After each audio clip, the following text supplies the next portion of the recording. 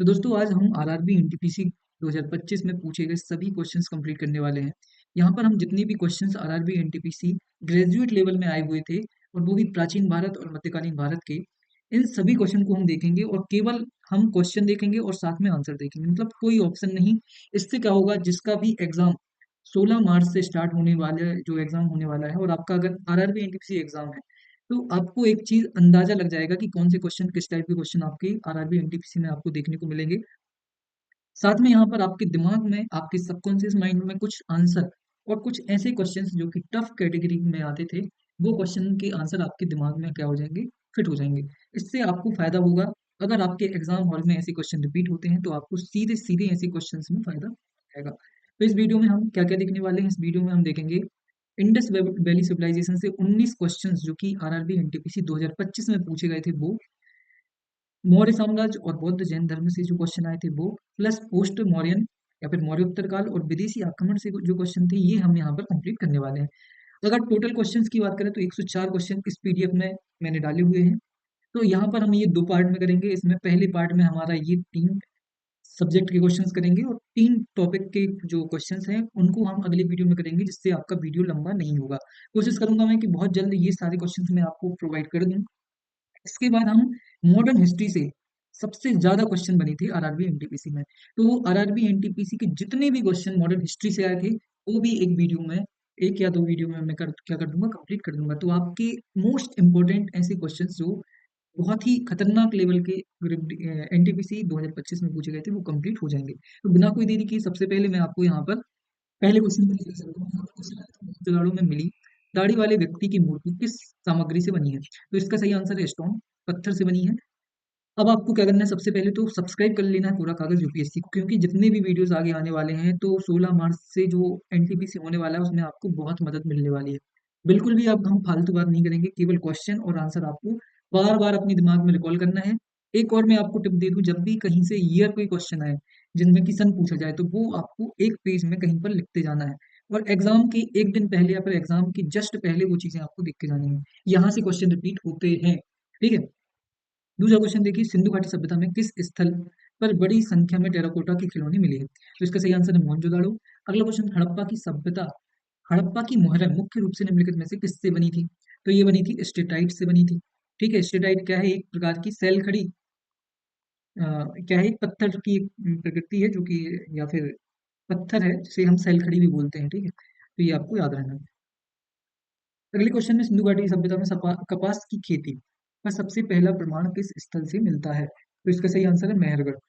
अब कपास, हड़प्पा सभ्यता से ही कपास की खोज कर ली गई थी और आप सभी को पता होना चाहिए कि ये लोग, हड़प्पा के लोग सूती वस्त्र बनाना भी जानते थे। तो यहाँ पर बहुत ही इंपॉर्टेंट चीज है कि हड़प्पा सभ्यता में कपास की जो खोज है वो हो चुकी थी। अगला question, what was the main purpose of Citadel? जो शहरों में गढ़ होते थे हड़प्पा सभ्यता में, गढ़ क्या होता था, एक ऊंचा एक हिस्सा होता था जो छोटा होता था और एक होता था निचली बस्ती जो कि बड़ी होती थी। तो यहाँ पर जो लोग रहते थे वो बहुत ही मतलब अच्छे लोग रहते थे, या फिर अधिकारी वर्ग बोल सकते हैं हम एक प्रकार से। और ये क्या काम करते थे, एडमिनिस्ट्रेशन का काम करते थे। एडमिनिस्ट्रेशन का मतलब है जितनी भी सार्वजनिक और प्रशासनिक कार्य है वो काम करने की कोशिश करते थे इस सिटाडल में रहने वाले लोग। अगला क्वेश्चन, हड़प्पा की मोहरों पर आमतौर पर किस जानवर का, यूनिकॉर्न का, इसको क्या बोलते हैं, एक सींग वाला गैंडा भी बोला जाता है, एक सींग वाला गैंडा, जिसे हम यूनिकॉर्न भी बोलते हैं। हड़प्पा सभ्यता में सियर पर्डिल या लुप्त मोम प्रक्रिया का उपयोग किस सामग्री की मूर्ति बनाने में किया जाता था? तो ये देखिए, मूर्ति कला से, हड़प्पा सभ्यता में मूर्ति कला से दूसरा क्वेश्चन है। तो यहाँ से आपको क्या करना है, जितने भी क्वेश्चन बने वो आपको ध्यान से देखने हैं। अब यहाँ पर क्वेश्चन कैसे टफ बन सकता है ये क्वेश्चन, अगर आपके क्वेश्चन में लुप्त मोम प्रक्रिया ना हो या फिर लॉस्ट वैक्स प्रोसेस ना हो, केवल ये आ जाए शायर पर्ड्यू आ जाए, मैक्सिमम लोग, लगभग 90% लोग ये क्वेश्चन या तो करेंगे नहीं या तो गलत कर देंगे। तो ये आपको याद रखना है, ये मूर्तिकला का एक प्रक्रिया है जिसमें कि ब्रॉन्ज या फिर कांस्य धातु की मूर्तियां बनाई जाती थी और इसका उपयोग आज भी किया जाता है, ठीक है। सिंधु सभ्यता का धौलावीरा स्थल निम्नलिखित में से किस प्रथा के लिए जाना जाता है? तो भाई ये वाटर कंजर्वेशन के लिए जाना जाता है और आप सभी को पता होना चाहिए जो धौलावीरा है ना, ये धौलावीरा यूनेस्को की वर्ल्ड हेरिटेज साइट है जिसे 2021 में जोड़ा गया था। कब जोड़ा गया था? 2021 में। कहाँ गए हम? और यूपीएससी में 2021 के प्रीलिम्स में ये क्वेश्चन पूछा जा चुका है। कब? प्रीलिम्स 2021 में ही। तो ये बहुत ही इंपॉर्टेंट क्वेश्चन है, आपको पता होना चाहिए। धौलावीरा में बहुत अच्छा वाटर कंजर्वेशन सिस्टम बनाया गया था और जिसकी आज भी बहुत ज्यादा इंपॉर्टेंस है। हड़प्पा के किस स्थल पर जुते हुए खेतों के साक्ष्य मिलते हैं? जुते खेतों की बात होगी तो कालीबंगा। ठीक है। यहाँ पर क्या मिलता है? ऐसी नालियां बनी हुई हैं खेतों में। जो जुती हुए खेतों के बाद बन जाती है ना नालियां, तो वो बनी हुई मिली है, तो वो कालीबंगा। अगर क्वेश्चन आ जाए कि किस हड़प्पा स्थल से हल के खिलौने के साक्ष्य मिले हैं, हल के खिलौने के साक्ष्य मिले हैं, तो क्या होगा आंसर? बनावली होगा। क्या होगा? बनावली। बहुत इंपॉर्टेंट। लगभग 5,000 साल पहले थार मरुस्थल क्षेत्र में कौन सी प्राचीन सभ्यता फल फूल रही थी? कोई टफ क्वेश्चन है? नहीं। हड़प्पा सभ्यता के दौरान आभूषण बनाने के लिए निम्नलिखित में से किस सामग्री का उपयोग नहीं किया जाता था?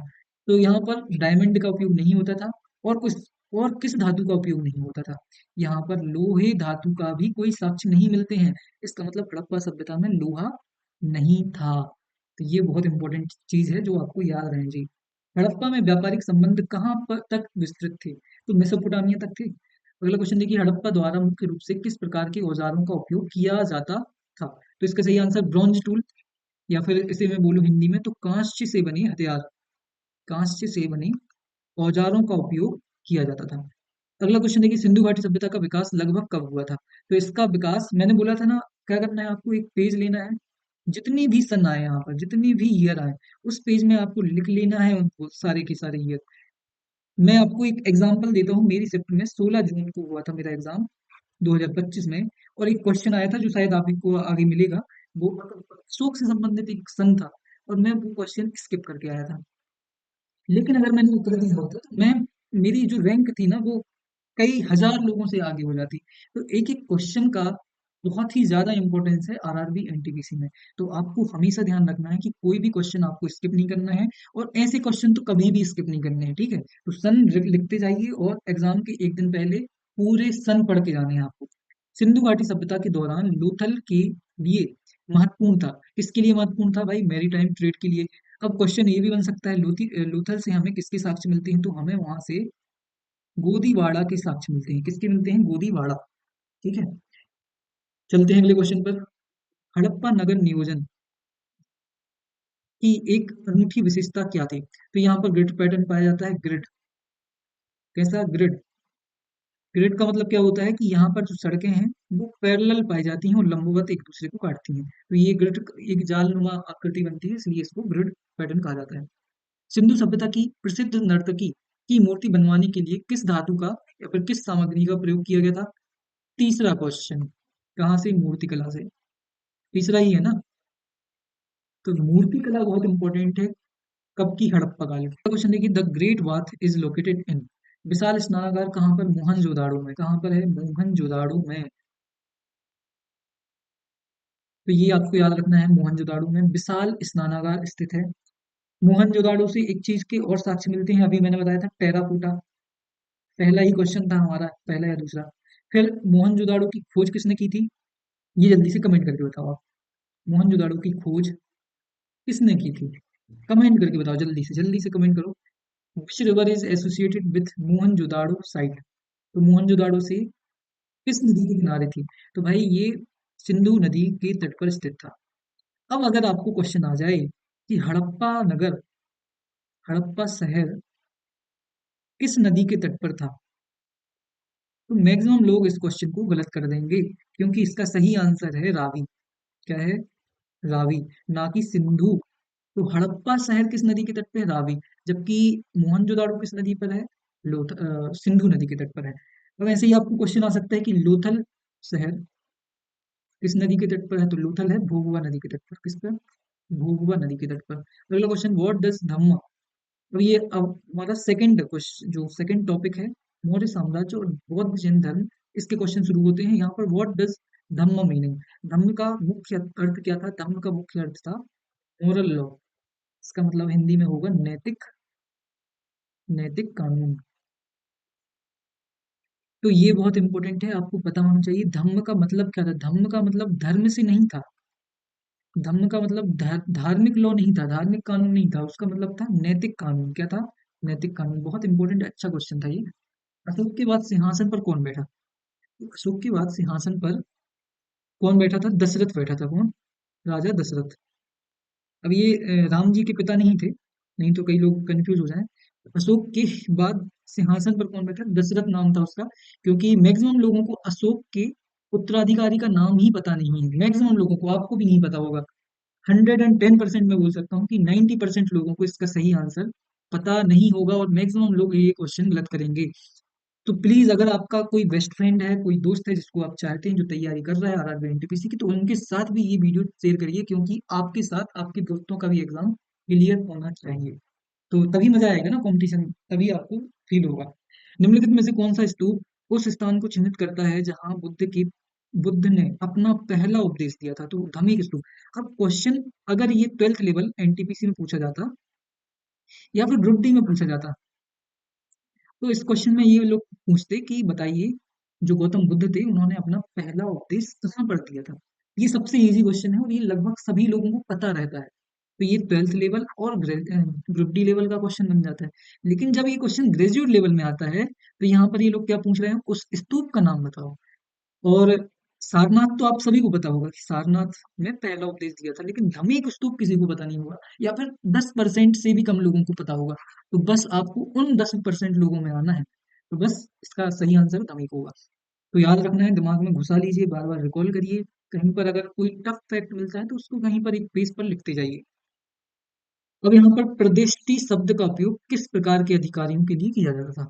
तो मौर्य काल में अलग अलग अधिकारियों को अलग अलग नाम से जाना जाता था। तो प्रदिष्टि जो शब्द था ये जाना जाता था जो व्यक्ति या फिर जो अधिकारी क्रिमिनल्स का खत्म करता था, या फिर जो अपराधी थे उनको दबाने का काम करता था, उनको खत्म करने का काम करता था, उन्हें दंड देने का काम करता था, उसे बोलते थे प्रदिष्टि। ठीक है, अगला क्वेश्चन देखिए। मौर्य काल में सिक्कों के लिए किस धातु का सबसे ज्यादा उपयोग किया जाता था? तो इसका सही आंसर है सिल्वर। आपको पता होना चाहिए, भारत में सबसे पहले स्वर्ण मुद्रा, स्वर्ण मुद्रा की शुरुआत कुषाण वंश के द्वारा की गई थी। किसके द्वारा? कुषाण। लेकिन भारत में सिक्के कौन लाया था सबसे पहले सोने के? तो उसका सही आंसर होगा इंडो ग्रीक। लेकिन भारत में चलाए गए थे, पर भारत में बनाए गए थे तो कुषाण के द्वारा। मस्की अशोक शिलालेख भारत के किस राज्य में स्थित है? तो कर्नाटक में है। ठीक है, बहुत इंपॉर्टेंट शिलालेख है। राजू का फिर से एक और क्वेश्चन आया, मौर्य काल में प्रशासनिक अधिकारियों से राजू किस प्रकार के अधिकारियों को कहा जाता था? तो ये कहलाता था प्रांतीय अधिकारियों को। हिंदी में क्या बोलेंगे इसको? प्रांतीय अधिकारी। प्रांतीय अधिकारी का मतलब क्या हुआ? कि जो मौर्य साम्राज्य है इसकी बहुत सारे प्रांत थे, जैसे कि एक कलिंग हो गया, जब अशोक ने इसको जीत लिया तब। तो वहां पर जो शासक होगा उसको राजक बोला जाता था। ठीक है। मौर्य काल में शिलालेखों के लिए किस लिपि का विकास हुआ? तो ब्राह्मी और खरोष्टी। यहाँ पर खरोष्टी नहीं है, लेकिन खरोष्टी का भी उपयोग किया गया था। ठीक है, ब्राह्मी और खरोष्टी कुछ शिलालेखों में किया गया था। मैक्सिमम जो शिलालेख थे वहां पर ब्राह्मी का उपयोग ज्यादा किया गया। कहा जाता है कि चंद्रगुप्त मौर्य ने कौन सा धर्म अपना लिया था? तो जैनिज्म अपना लिया था चंद्रगुप्त मौर्य ने। ठीक है। चंद्रगुप्त मौर्य कौन था? मौर्य साम्राज्य का संस्थापक था। अब मौर्य साम्राज्य ने किस वंश को खत्म करके अपना शासन स्टार्ट किया था? तो नंद वंश को। नंद वंश का अंतिम शासक कौन था? घनानंद था, जिसको चंद्रगुप्त मौर्य ने किसकी सहायता से खत्म किया था? कौटिल्य की। तो ये आपको कुछ चीजें कनेक्ट करके पढ़नी है। अशोक ने धम्म के प्रचार के लिए विशेष प्रकार के अधिकारी। अब देखिए, अधिकारियों से तीसरा क्वेश्चन आ गया ये हमारा, मौर्य काल के अधिकारियों से थर्ड क्वेश्चन। एक था प्रदेश थी, दूसरा था आपका राजुक, तीसरा क्वेश्चन पूछ लिया धम्म महामात्र। जो महामात्र थे वो क्या थे? धम्म को फैलाने का काम करते थे। इसमें जो इनकी पुत्री और इनके पुत्र थे वो इसका सही सबसे अच्छा एग्जाम्पल है। निम्नलिखित में से कौन मौर्य शासक नहीं था? तो इसका सही आंसर होगा पुष्यमित्र। पुष्यमित्र ने शुंग वंश की स्थापना की थी। ठीक है, पुष्यमित्र शुंग, तो ये शुंग वंश की स्थापना संस्थापक था। अशोक के स्तंभों के निर्माण में प्रयुक्त सामग्री के संबंध में, तो देखिए, जो अशोक के स्तंभ बने हैं, स्तंभ क्या होते थे? पिलर्स बोलते हैं इनको। ये पिलर्स एकाश्म पत्थर के द्वारा बनाए गए थे, मतलब एक ही पत्थर का उपयोग किया गया था। और जो पत्थर थे, ये देखिए, वे लार्जली किससे बने हुए थे? पत्थर से बने हुए थे, और पूरा एक पत्थर को काट के बनाया गया था। यहाँ पर लिपि लिखी गई थी और ऊपर एक शीर्ष बनाया जाता था, जिसको उसके पशु के नाम पर, जो भी पशु ऊपर होता था उसके नाम पर उसको नाम दिया जाता था। जैसे कि अगर हम बात करें, जो सारनाथ का स्तंभ लेख है, तो उसमें क्या है, कौन से पशु का उपयोग किया गया है, वो आपको कमेंट करना है।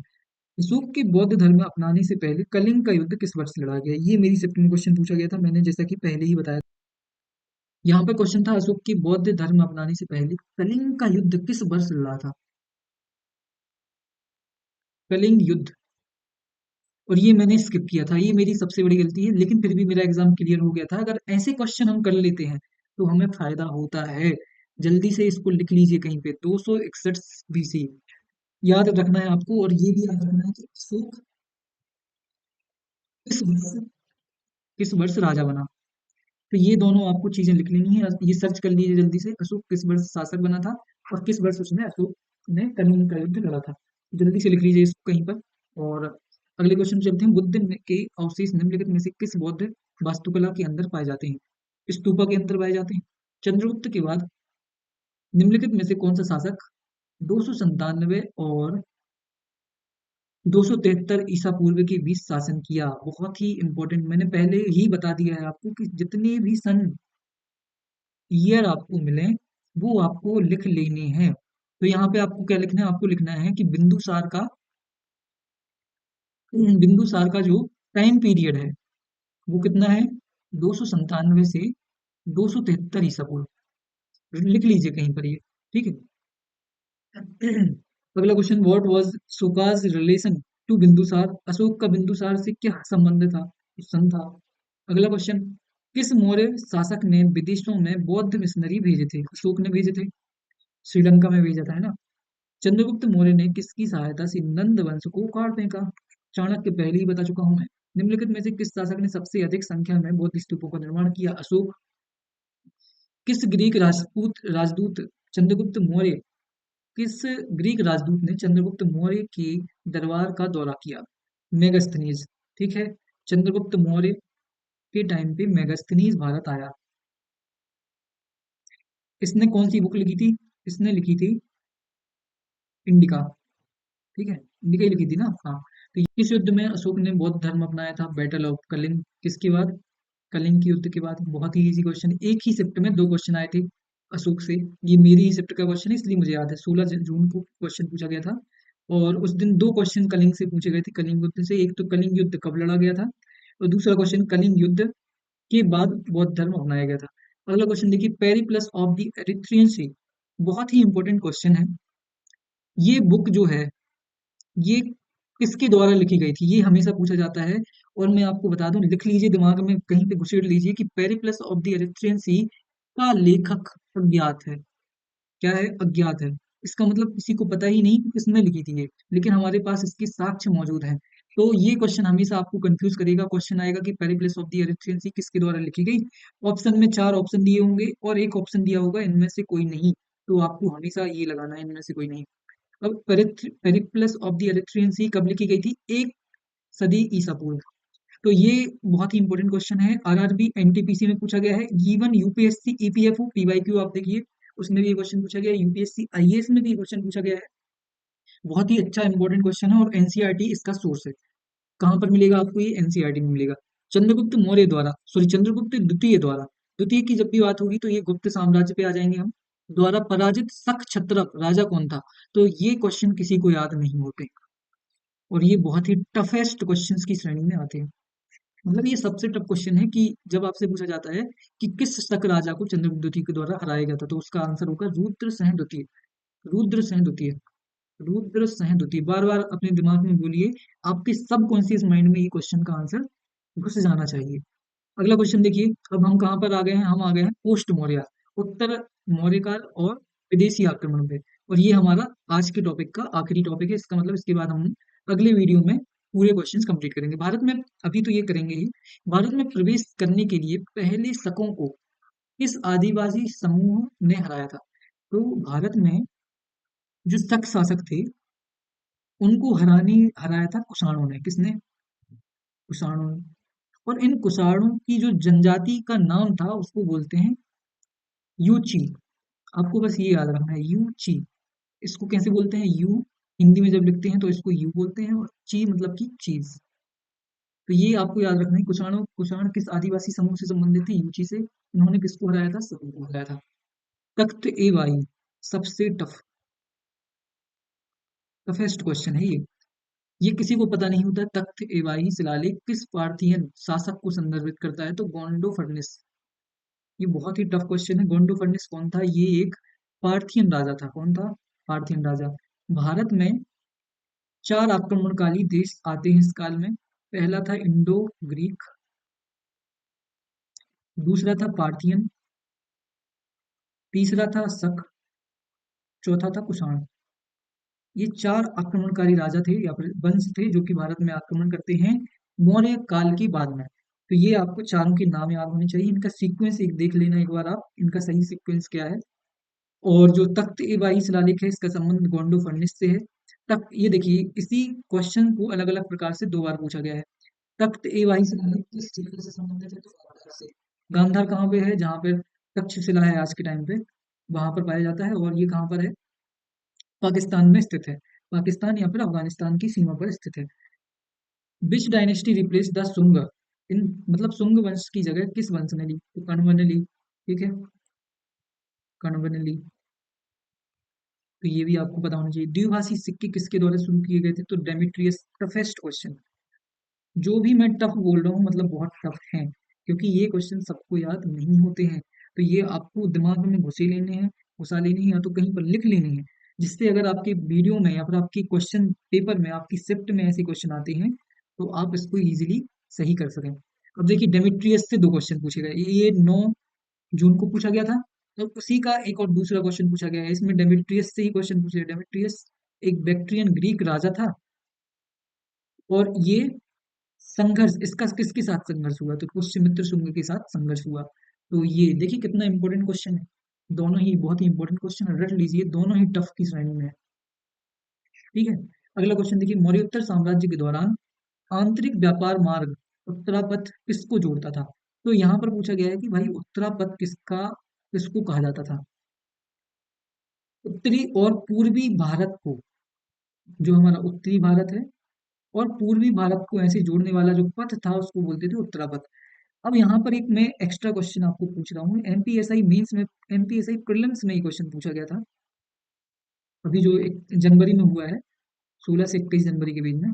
इसमें एक क्वेश्चन आया था कि सकल उत्तरोपथ नाथ किस राजा को कहा जाता है? तो सकल उत्तरोत्पथ नाथ कहा जाता है हर्षवर्धन को। किसको कहा जाता है? हर्षवर्धन को। और सकल उत्तरोपथ नाथ का मतलब होता है पूरे उत्तर पथ का स्वामी। तो ये बहुत ही इंपॉर्टेंट क्वेश्चन है और आपको पता होना चाहिए। दूसरी शताब्दी ईस्वी के मध्य में मथुरा और गुजरात के क्षेत्रों में शासन करने वाले रुद्रदमन किस वंश से संबंधित थे? तो शक वंश से संबंधित थे। रुद्रदमन बहुत ही इंपॉर्टेंट राजा है। और इससे एक और क्वेश्चन इसी शिफ्ट में पूछा गया था, इसी शिफ्ट में नहीं मतलब एनटीपीसी में पूछा गया था, वो आपको आगे मिलेगा। इसने सुदर्शन झील जो कि गुजरात में स्थित है, इसका क्या कराया था? पुनर्निर्माण कराया था। Amaravati stupa had been built by which of the following ruler? तो अमरावती सातवाहनों के द्वारा स्थापित किया गया था, निर्माण कराया गया था। शुंग वंश का अंतिम शासक कौन था? देवभूति। देवभूति शुंग वंश का अंतिम शासक था। और इसको मार के कर्ण वंश की स्थापना की गई थी। कण्व। ठीक है, कण्व है ये, है ना। सीथियन। अब एक और इम्पोर्टेंट क्वेश्चन आ गया आपको, जो कि मैक्सिमम लोग 90% लोगों को ऐसे क्वेश्चन नहीं बनते हैं। तो सीथियन या जिनको शक बोलते हैं, शक मूल रूप से किस राज्य से आए थे? तो ये आए थे सेंट्रल एशिया से आए थे। कहाँ से आए थे? सेंट्रल एशिया से, मतलब कि मध्य एशिया से। निम्नलिखित में से कौन सातवाहन वंश का प्रसिद्ध शासक था? गौतमी पुत्र सातकर्णी। इसको एका ब्राह्मण भी कहा जाता है। क्या कहा जाता है? एका ब्राह्मण, एका ब्राह्मण। और ये क्वेश्चन पूछा गया है एमपीएसआई प्रीलिम्स की मैंने इस पर एक वीडियो बनाया है, उस पे इस क्वेश्चन को मैंने डाला था, इसलिए मुझे लगा कि आपको पता होना चाहिए। गौतमी पुत्र सातकर्णी को क्या कहा जाता था? एका ब्राह्मण भी कहा जाता था। पश्चिमी क्षत्रप का वंश, वह शासक। जब भी पश्चिमी क्षत्रप आएगा तो इसका मतलब होता है शक। क्या होता है? शक। क्षत्रप जब भी शब्द आएगा तो उसमें आपको शक जोड़ना है, ठीक है। शासक मुख्य रूप से काठियावाड़ की सुदर्शन झील का जीर्णोद्धार करने के लिए जाना जाता है। मैंने अभी बताया था 2 क्वेश्चन पहले कि रुद्रदमन प्रथम जो है उसने सुदर्शन झील का पुनर्निर्माण कराया था। कनिष्क किस वंश किस धर्म का संरक्षक था? सबसे पहले पता होना चाहिए, कुषाण का एक बहुत ही इंपॉर्टेंट राजा था जिसका नाम कनिष्क था। बहुत ही महत्वपूर्ण व्यक्ति है ये, ठीक है। तो इसने बौद्ध धर्म की स्थापना से संबंधित था ये, और फोर्थ बौद्ध संधि थी इसी के शासनकाल में हुई थी और इसी के संरक्षण में हुई थी। तो ये इंपॉर्टेंट है, बहुत ही इंपॉर्टेंट है, स्टार लगा लीजिए इसको। तो इसी के साथ हमारे लगभग 3 पार्ट के जो 3 महत्वपूर्ण टॉपिक हैं वहां से क्वेश्चन कंप्लीट हो गए हैं। अगली वीडियो में हम ये सारे क्वेश्चन कंप्लीट करने वाले हैं। लगभग 100 क्वेश्चन आपके प्राचीन और मध्यकालीन भारत से कंप्लीट हो जाएंगे। तो बस आपको क्या करना है, सब्सक्राइब करना है टेलीग्राम चैनल को, मतलब मुझे कूड़ा कागज यूपीएससी को सब्सक्राइब करना है, और मेरे साथ जुड़ जाइए क्योंकि यहाँ पर आपको सारे क्वेश्चंस बहुत ही कम टाइम में कंप्लीट होने वाले हैं। तो लास्ट टाइम में जो रिवीजन होता है वो आपको यहीं से करना है। सारे क्वेश्चंस को बार बार रिवाइज करिए जिससे आपका एक भी क्वेश्चन यहाँ से बाहर ना हो। तो ऐसे ही जुड़े रहिए मेरे साथ, मिलते हैं अगली वीडियो में, पढ़ते रहिए, ध्यान रखना, थैंक यू सो मच, धन्यवाद।